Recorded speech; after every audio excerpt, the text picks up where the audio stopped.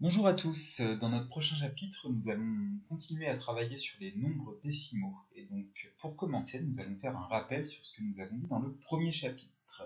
Pour ceci, je vais te raconter une histoire, l'histoire de l'écriture décimale et, plus généralement, l'histoire des nombres.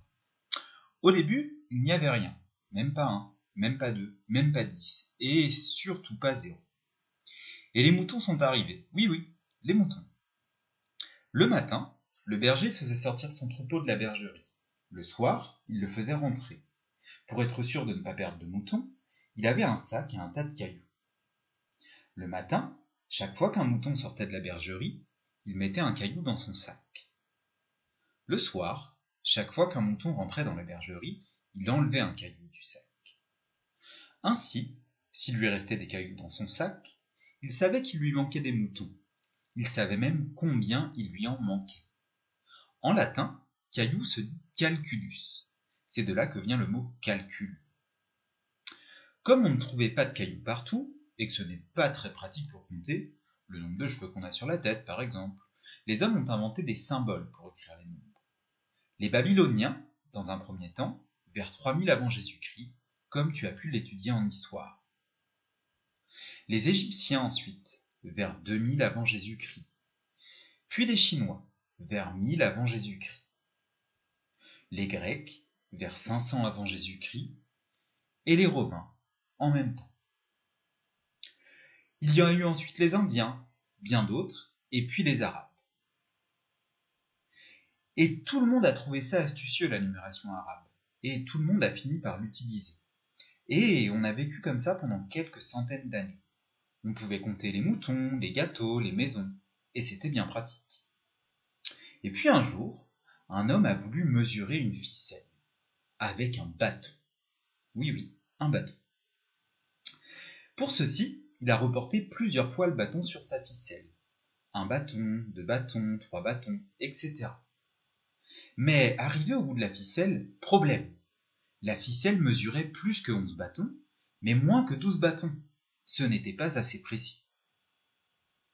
Alors, il a décidé de partager son bâton en 10 parties égales.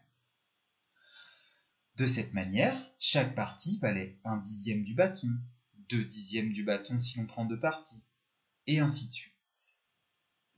En procédant ainsi, il a placé 11 bâtons et 3 parties, c'est-à-dire 11 bâtons et 3/10 de bâton.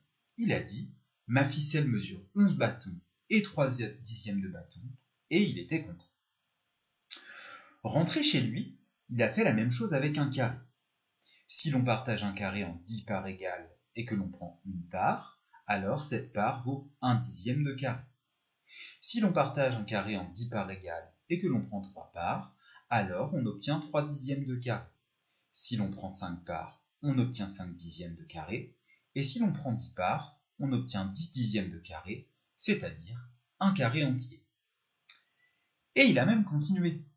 Si l'on partage plusieurs carrés en 10 parts égales, et que l'on prend 13 parts, c'est-à-dire 13/10 de carré, on obtient un carré entier plus 3/10 de carré. Pour éviter d'avoir à dessiner tout cela, on utilise l'écriture fractionnaire.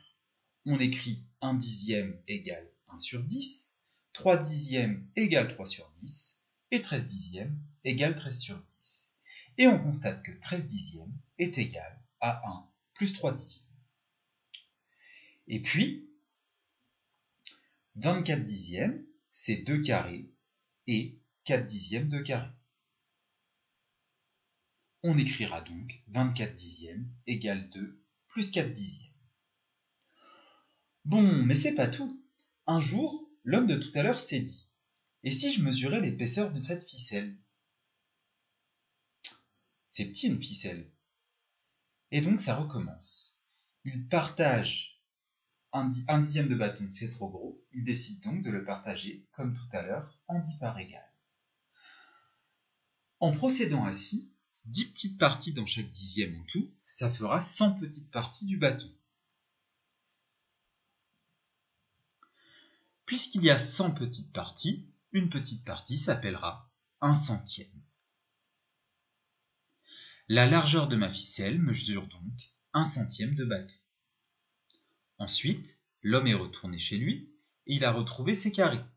Dans ces carrés, il a partagé chaque dixième en 10 petites parties. Il a obtenu 100 petites parties en tout. Si l'on partage un carré en 100 parts égales et que l'on prend une part, on obtient donc 1 centième du carré. Si l'on partage un carré en 100 parts égales et que l'on prend 4 parts, on obtient donc 4 centièmes du carré. Et si l'on prend 20 parts, on obtiendra 20 centièmes du carré. 20 centièmes. Tiens, mais se dit notre homme de tout à l'heure, 20 centièmes, c'est pareil que 2 dixièmes. Alors il a continué. En prenant 25 centièmes, il a constaté qu'il prenait 2 dixièmes et 5 centièmes. En prenant 70 centièmes, il a constaté qu'il prenait 7 dixièmes. On peut donc écrire que 70 centièmes est égal à 7 dixièmes. Et en prenant 127 centièmes, il a constaté qu'il prenait un carré entier, 2 dixièmes et 7 centièmes. On écrira donc 127 centièmes égale 1 plus 2 dixièmes plus 7 centièmes. C'est bien pratique ces fractions décimales, et on les a utilisées très longtemps pour compter.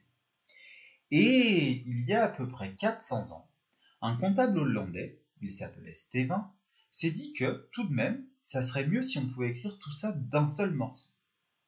Il voulait pouvoir écrire 2 plus 5 dixièmes plus 7 centièmes plus simplement que 257 centièmes. Alors il a proposé ceci. Un petit 1 pour les dixièmes, un petit 2 pour les centièmes. Ainsi, 2 plus 5 dixièmes plus 7 centièmes s'écrivait 2, 5 et le petit 1 pour les dixièmes, 7 et le petit 2 pour les centièmes. Ça te paraît compliqué vu comme ça, mais à l'époque c'était révolutionnaire. Maintenant, c'est plus comme ça qu'on procède. En fait, cette écriture elle a été utilisée un temps, et il a fallu encore attendre 200 ans après, et la Révolution française, pour qu'apparaisse enfin la virgule. C'est pas trop tôt, tu me diras. Alors, comment est-ce qu'on l'utilise, cette virgule? Eh bien, 257 centièmes, c'est 2 unités, plus 5 dixièmes, plus 7 centièmes. Le 2, on l'écrira avant la virgule, c'est ce qu'on appelle la partie entière. Le 5 dixièmes, ça signifie qu'on a partagé une unité en 10 parts égales et que l'on a pris 5 parts. On va l'écrire après la virgule. On écrira simplement 5 qui correspond au chiffre des dixièmes. C'est le premier chiffre après la virgule. Et le 7 centièmes qui correspond à 1 dixième partagé en 10 parts égales et l'on prend 7 parts. On l'écrira à la deuxième place après la virgule. C'est le chiffre des centièmes. Ainsi, 3 dixièmes, c'est 0 unité et 3 dixièmes, on l'écrira 0,3. Ou encore 54 centièmes, c'est 0 unité plus 5 dixièmes plus 4 centièmes, on l'écrira donc 0,54. Et 584 centièmes, on l'écrira 5 unités plus 8 dixièmes plus 4 centièmes, c'est-à-dire 5,84. Cette écriture, qu'on utilise couramment aujourd'hui, on l'appelle l'écriture décimale.